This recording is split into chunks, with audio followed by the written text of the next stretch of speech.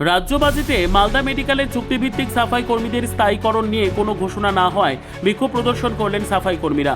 শনিবার সকালে মালদা মেডিকেলের হাসপাতাল ভবনের সামনে বিক্ষোভ দেখাতে থাকেন সাফাই কর্মীদের একাংশ। এক সাফাই কর্মী কৃষ্ণ ভাস্কর জানান, করোনার সময় আমরা প্রথম সারির যোদ্ধা হিসেবে মালদা মেডিকেলে পরিষেবা দিয়েছি, অথচ আমাদের স্থায়ীকরণ কিংবা বেতন বৃদ্ধি নিয়ে বাজেটে কোনো ঘোষণা হয়নি। নিজেদের দাবিতে আজ আমরা বিক্ষোভ প্রদর্শন করছি।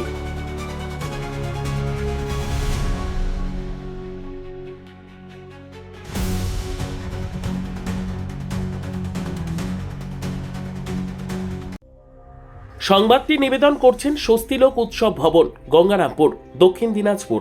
আন্দোলন আপনাদের আজকে আমাদের আন্দোলন মূলতম যে 22 তারিখে যে রাজ্য বাজেট পেশ হয়েছে সেখানে কিন্তু সাফাই কর্মীদেরকে বঞ্চিত করা হয়েছে, যারা বিশেষ করে কন্ট্রাকচুয়াল। আপনারা প্রত্যেকে জানেন যখন 2019 করোনার সময়, এই করোনার সময় কিন্তু হাসপাতালের সাফাই কর্মীরা কিন্তু প্রথম যোদ্ধা হিসাবে ছিল। তাহলে সেখানে যখন বাজেট পেশ হয়েছে সেখানে এই সাফাই কর্মীদেরকে কেন বঞ্চিত করা হয়েছে? তাদের ন্যূনতম বেতন অন্তত 18 থেকে 24,000 টাকার মধ্যে করতে হবে। শুধু তাই নয়, স্থায়ী থেকে যারা কন্ট্রাকচুয়াল রয়েছে তাদেরকে পার্মানেন্ট বা স্থায়ীকরণ করতে হবে এদেরকে। এবং শুধু তাই নয়, এবং যারা যায় হারনেস স্টেট মানে হাসপাতালে যারা কর্মরত অবস্থায় যেসব যারা মারা গেছে সেই সূত্রে যে উত্তরাধিকারী যে চাকরি হবে সেই চাকরিটাও প্রদান করতে হবে। কতজন মিলে আন্দোলনে নেমেছেন আজকে আমরা 100 জনের মতন মিলে আজকে আমরা নেমেছি। আমরা এর পরবর্তীতে যদি সরকার কোনো রকম যদি স্টেপ না নেয় তাহলে আমরা সমস্ত যে গ্রামীণ হাসপাতাল এবং ডিস্ট্রিক্ট হাসপাতাল মিলে আমরা জেলা স্তরে একটি আলোচনা করে আমরা নতুন একটা যে স্টেপ নেব সেটা সাংবাদিকের মাধ্যমে আমরা জানাবো। আপনার সর্বোত্তম সুযোগ সুবিধে রয়েছে আতিথেয়তায় সুপরিচিত স্বস্তিলোক উৎসব ভবন।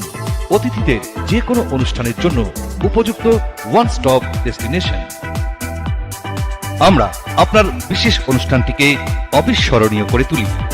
স্বস্তিলোক উৎসব ভবন, শিববাড়ি রোড, গঙ্গারামপুর, দক্ষিণ দিনাজপুর।